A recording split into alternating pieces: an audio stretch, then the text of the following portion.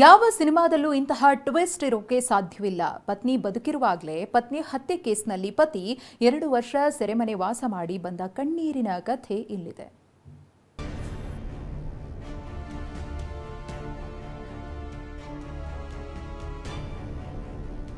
ಇವಳೇ ನೋಡಿ, ಪೊಲೀಸರ ಡಾಕ್ಯುಮೆಂಟ್ಗಳ ಪ್ರಕಾರ ಹತ್ಯೆಯಾಗಿ ಹೋದ ಮಲ್ಲಿಗೆ.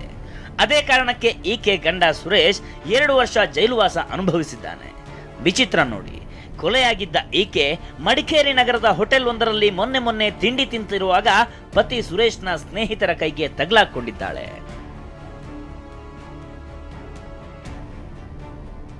ಕೊಡಗು ಜಿಲ್ಲೆ ಕುಶಾಲನಗರ ತಾಲೂಕಿನ ಬಸವನಹಳ್ಳಿ ಗ್ರಾಮದ ಸುರೇಶ್ಗೆ 18 ವರ್ಷಗಳ ಹಿಂದೆ ಮಲ್ಲಿಗೆ ಜೊತೆ ಮದುವೆಯಾಗಿತ್ತು. ಇಬ್ರು ಮಕ್ಕಳು ಇದ್ದಾರೆ. ಆದ್ರೆ 2020ರ ನವೆಂಬರ್ನಲ್ಲಿ ಮಲ್ಲಿಗೆ ಕಾಣೆಯಾಗ್ತಾಳೆ. ಈ ಬಗ್ಗೆ ಕುಶಾಲನಗರ ಗ್ರಾಮಾಂತರ ಠಾಣೆಗೆ ಸುರೇಶ್ ದೂರು ನೀಡ್ತಾನೆ. 2021ರಲ್ಲಿ ಮೈಸೂರು ಜಿಲ್ಲೆ ಪ್ರಿಯಾಪಟ್ಟಣ ತಾಲೂಕಿನ ಬೆಟ್ಟದಪುರ ಬಳಿ ಪತ್ತೆಯಾಗೋ ಮಹಿಳೆಯರೋಳ ಆಸ್ತಿ ಪಂಜರವನ್ನೇ ಮಲ್ಲಿಗೆಯ ಸ್ಕೆಲಿಟಾನ್ ಅಂತ ಪೊಲೀಸರು ಶರಾ ಬರೀತಾರೆ. ಅಲ್ಲದೆ ಚಿತ್ರ ಹಿಂಸೆ ನೀಡಿ ಸುರೇಶನೇ ಮಲ್ಲಿಗೆಯ ಹತ್ಯೆ ಮಾಡಿದ್ದಾಗಿ ಕೇಸ್ ದಾಖಲಿಸಿ ಗಂಡನನ್ನೇ ಜೈಲಿಗೆ ಇಡ್ತಾರೆ. ಸ್ಪೆಷಲ್ ಆಫೀಸೆಲ್ಲ ಬಂದಿದ್ರು ಎಂಕ್ವೈರಿ ಮಾಡೋಕ್ಕೆ. ಆಗ ಗಣೇಶನ ಏನು ಮಾಡೋದಲ್ಲ ಅಂತ ಕೇಳಿದ್ರು. ನಾನು ಗಣೇಶನೂ ಏನು ಮಾಡಿಲ್ಲ, ಮಲ್ಲಿಗೆನೂ ನಾನು ಏನು ಮಾಡಿಲ್ಲ, ನನಗೇನು ಗೊತ್ತಿಲ್ಲ, ಇಲ್ಲ ನೀನೇ ಮರ್ಡರ್ ಮಾಡಿದ್ವಿ ಅಂತ ಅವರೇ ಹೊಸ ಕಥೆಲ್ಲ ಕಟ್ತಿದ್ರು. ಮೈಸೂರಿನ ಪಾಂಡು ಪೂಜಾರಿ ಎಂಬ ವಕೀಲರು ಸುರೇಶ್ ಬೆನ್ನಿಗೆ ನಿಲ್ತಾರೆ. DNA ಪರೀಕ್ಷೆಯಲ್ಲೂ ಬೆಟ್ಟದಪುರದಲ್ಲಿ ಸಿಕ್ಕ ಸ್ಕೆಲಿಟಾನ್ ಮಲ್ಲಿಗೆಯದ್ದಲ್ಲ ಅಂತ ವರದಿ ಬರುತ್ತೆ. ಹೈಕೋರ್ಟ್ ಸುರೇಶ್ಗೆ ಜಾಮೀನು ಮಂಜೂರು ಮಾಡುತ್ತೆ. ಇಷ್ಟೆಲ್ಲ ಆದ ಬಳಿಕ ಮೊನ್ನೆ ಮಡಿಕೇರಿಯಲ್ಲಿ ಮಲ್ಲಿಗೆ ಕಾಣಿಸಿಕೊಂಡಿದ್ದಾಳೆ. ವಿಚಾರಿಸಿದ್ರೆ ಪ್ರಿಯಕರ ಗಣೇಶನ ಜೊತೆ ವಿರಾಜಪೇಟೆ ತಾಲೂಕಿನ ಟಿಶೆಟ್ಟಿಗೇರಿ ಗ್ರಾಮದಲ್ಲಿರೋದಾಗಿ ಹೇಳಿದ್ದಾಳೆ. ಮಲ್ಲಿಗೆಯನ್ನ ಮೈಸೂರಿನ 5ನೇ ಹೆಚ್ಚುವರಿ ಜಿಲ್ಲಾ ಸೆಷನ್ಸ್ ಮತ್ತು ಸತ್ರ ನ್ಯಾಯಾಲಯಕ್ಕೆ ಹಾಜರುಪಡಿಸಲಾಗಿತ್ತು.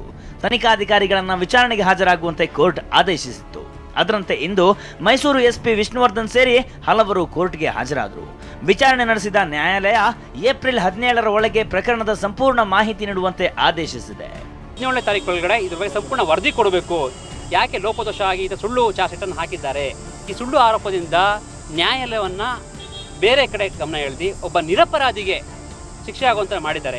ಹಾಗಾಗಿ ಇವ್ರಿಗೆ ಸಂಪೂರ್ಣ ವರದಿ ಕೂಡ ಕೇಳಿದ್ದಾರೆ.